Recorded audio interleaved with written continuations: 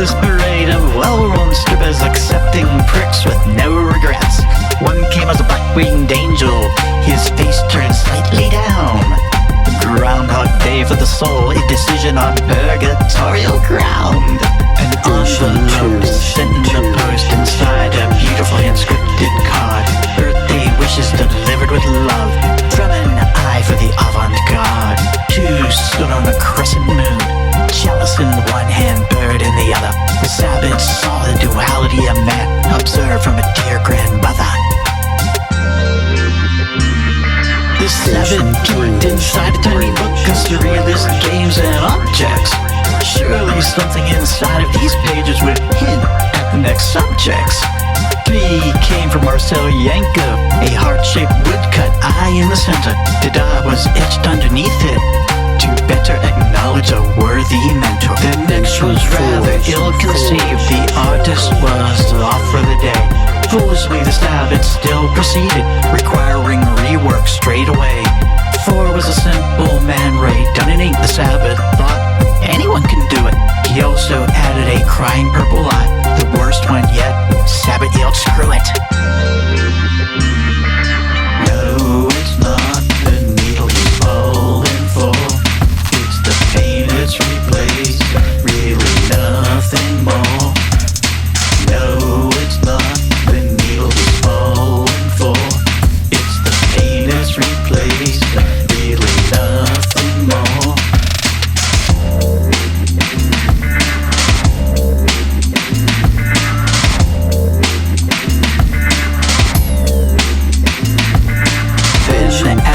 Great hiatus, a personal renaissance was made.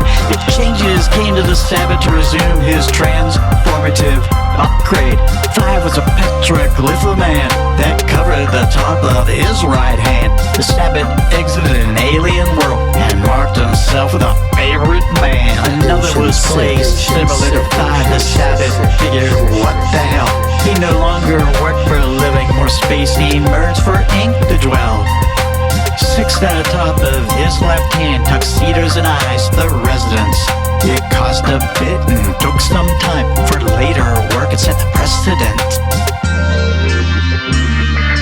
Cool from distant past, noirly cue from Mitchum. Ink etched deep into Sabot's fingers, if deeper they'd have to stitch them. 7 became anti-art on fingers in a German font that really stood out. They stayed bruised for months though, and wear rings again, one would doubt. And a Sunday line born, Sabot was intoxicated by the practice. There was so much open skin, and he did so love playing the cactus. 8 was the Sabot's mark, AAP in a jagged Coraline cat. Sitting in red under his right wrist, hiding in plain sight is where she's at. No, it's not the needle he's falling for. It's the hole that it's filling, really nothing more.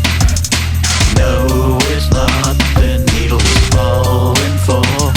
It's the hole that it's filling, really nothing more.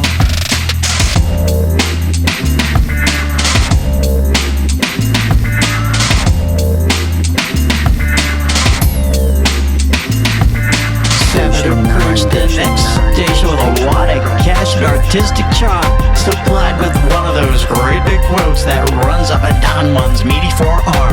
9 quotes the great Duchamp concerning taste and contradiction. The Sabot thought it something cool to quench his strong pigment addiction. The station survived, the Sabot wanted to keep it going.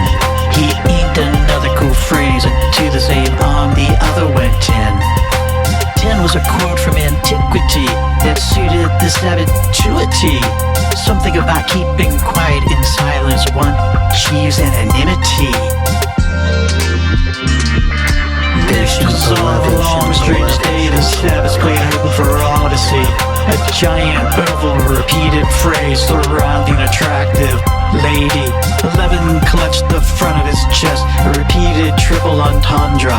The exquisite corpse of Lucinda Shears, casting her gaze, speaking her mantra. Then it turned all around, shot between the shoulder blade. They mined the Sabots like a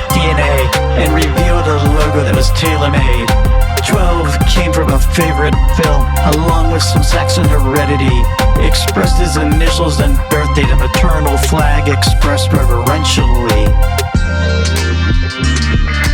No, it's not the needle he's falling for.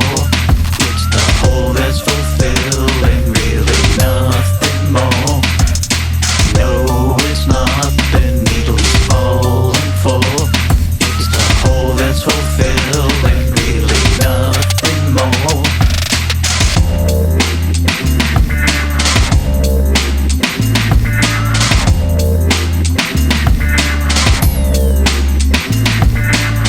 Sabot then made his way back to an old fair boutique. He always liked the work done there. Poorly accessible was his only critique.